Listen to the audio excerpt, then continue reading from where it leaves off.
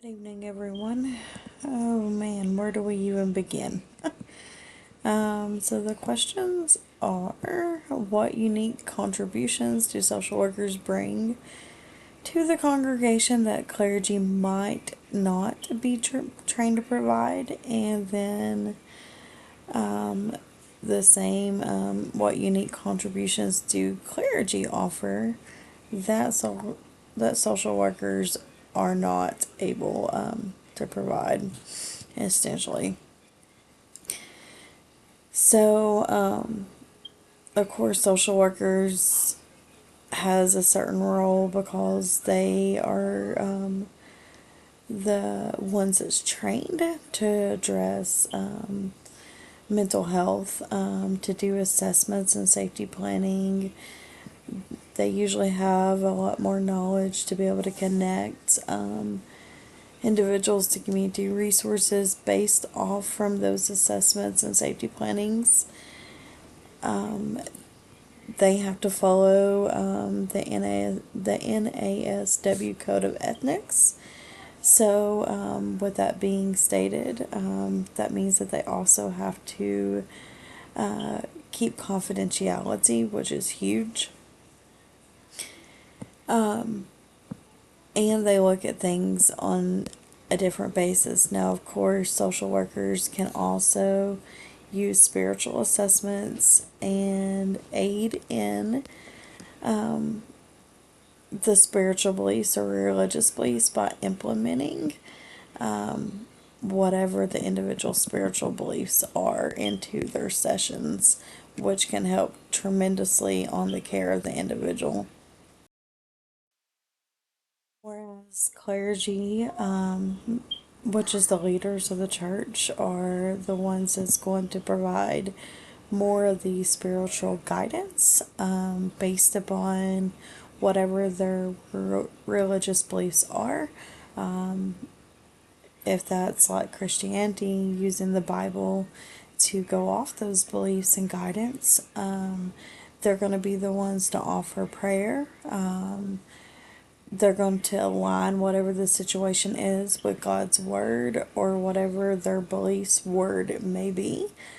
They can offer religious counseling, and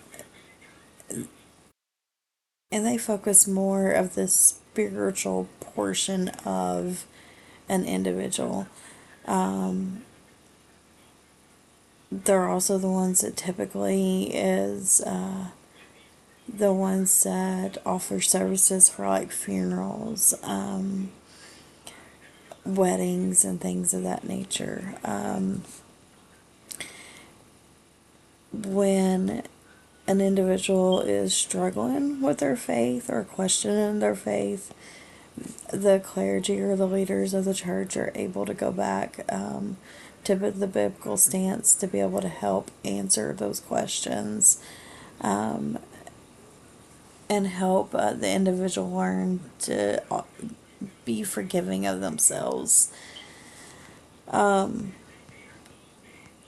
think that both roles is very important to social workers and clergy to help members who are hurting or in a difficult stance in life. However, I think it's very important that neither role cross one another. They're both trained for completely different things, although they can address some of the similar situations. They do it in different stances. Each role brings its own strengths that help support an individual, as long as they're staying within their own lane. With that being stated, social workers have more of a rooted clinical training, whereas clergy is more spiritual leadership role. So I think that's important for us not to mix the two per se. I know that social workers can do spiritual assessments and stuff like that and help implement that into their care, but needs to be a fine line where we don't overstep our clergy. I believe from learning from this class, because honestly, before this class, I've never even known a social worker to be a part of a congregation per se. Because all the churches I've ever been to has been very small churches. You have your clergy, or your church leaders, and that is who you go to for pretty much everything. That's who you go to for your any trauma related inquiries. That's who you go to for substance abuse. That's who you go for marital advice. There isn't an actual social worker at any of the churches I've ever been at. So, with that being stated, I think that social workers, as well as the leaders of the church, if you have them to be able to work together, you're getting a better support system for the individuals. The social workers are able to address more of the emotional, relational, and the practical needs, whereas your clergy or your leaders, sorry guys, I'm gonna lose my voice,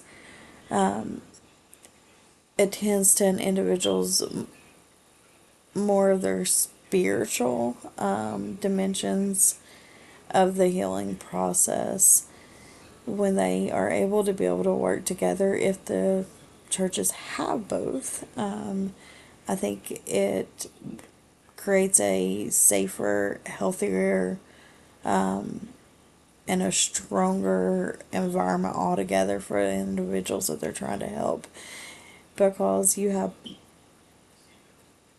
each person addressing their own roles for the individuals. Whereas it was kind of mentioned in our lecture, you had pastors that was not trained to handle certain things, and then the issue just got bigger and bigger and bigger. I think that that's kind of where we are today with the churches that I've ever been in, because our pastors is the ones, or our deacons, our main leaders of the churches are the ones that we all are supposed to turn to aid in that help and that advice, even though they're not trained beyond their duties of the church. Alright, guys, I hope everyone liked my lecture or my discussion. Y'all have a great day.